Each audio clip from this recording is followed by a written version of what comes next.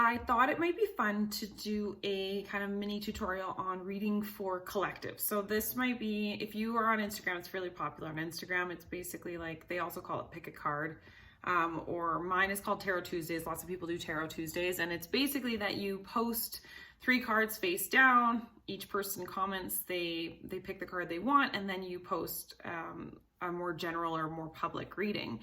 It's super, super great as a social media strategy just because you actually get so much engagement. And since algorithms really like when people comment on things and people comment with their card choice, it's a really, really great way to kind of get more engagement on your social media platform. Plus, it's just super fun. I really like doing them. So it can be tricky though when you think about, especially if you're someone who's used to reading for one-on-one and you haven't read for like a multi-platform or multiple people. What way would you say that? Anyways, collective readings. So the way that I would go about it, or the way that I do go about it, is I usually choose a theme. If I can't think of a theme, I'll let the deck choose for me. So that just means I'll shuffle and I'll go, okay, what do you figure, deck? My deck and I are pretty informal, so I'll sit there and I'll shuffle, and I usually wait for jumpers to decide which is my theme. Side note on jumpers. Jumpers are just cards that when you're shuffling, they kind of like pop out of the deck, just in case you weren't in the know on that. So based on the jumpers that come out, I will choose what theme I feel that I'm working with. So for instance, a couple ones recently, the one that I just did was creating more joy.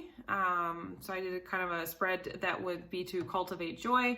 One that was heavier, I didn't get a lot of great feedback on because people don't like, in general, you'll get less positive feedback from doing things that are a little that are heavier. So I did one about healing toxicity, which was bad habits and possibly people in your life, but actually what I found through what happened in the reading was that mostly it was actually doing a little bit more self-reflection, and it was sort of heavy duty. So anyways, those ones won't get as much response. So if you want to like keep it light, you're a little bit more likely to get response if your subject matter is hopeful, inspirational, that kind of thing. Not to say that the other ones don't have value, you just might not get as much engagement. So what I want, like what I'm putting out there, is basically don't take it personally if you don't hear as much from those kind of darker, more intense spreads.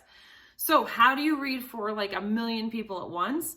Well, that's the glorious thing about life, is we're all actually just the same people in different bodies. That's kind of how it works. So when I'm reading for the collective, what actually usually happens is so I lay them down, take my picture face down, I'll flip them, and then I'll type out my readings. And yeah, what usually happens is while I'm reading, I get flashes of different people in my life. So I'll get a flash of my one friend, and I'll be like, oh, that person, and I'll know something that they went through, or a conversation we've had that would be relevant to this topic, or something I know that they have struggled with, or whatever. So I'll kind of write a paragraph to them. Sometimes it'll be that one person comes up and then another person comes up, and I'm like, oh yeah, and then I kind of carry on.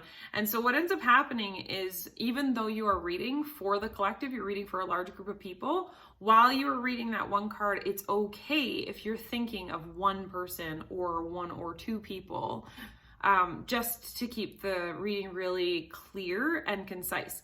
And what's amazing is you're going to do that. You're going to put it out there. You will probably have so much doubt and hope that it'll just land with people, but you'll be shocked at how many people respond and they go, wow, that really clicked with me. So that would be my advice on reading for the collective, is basically take pressure off yourself. If you want more engagement, keep it more inspirational or hopeful, and focus in on not trying to please or read for everyone. Even though that's what you're doing, just sort of take that off of it and just scope in.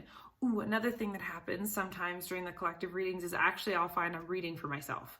So each card I lay down, I go, and then I start doing this reading, and it's like it's for me. And those ones are actually really effective too. So either way, the general idea for reading for the collective is just narrow it down to one person, the first person that comes to mind, and read for them. It's shocking how many people that lands with.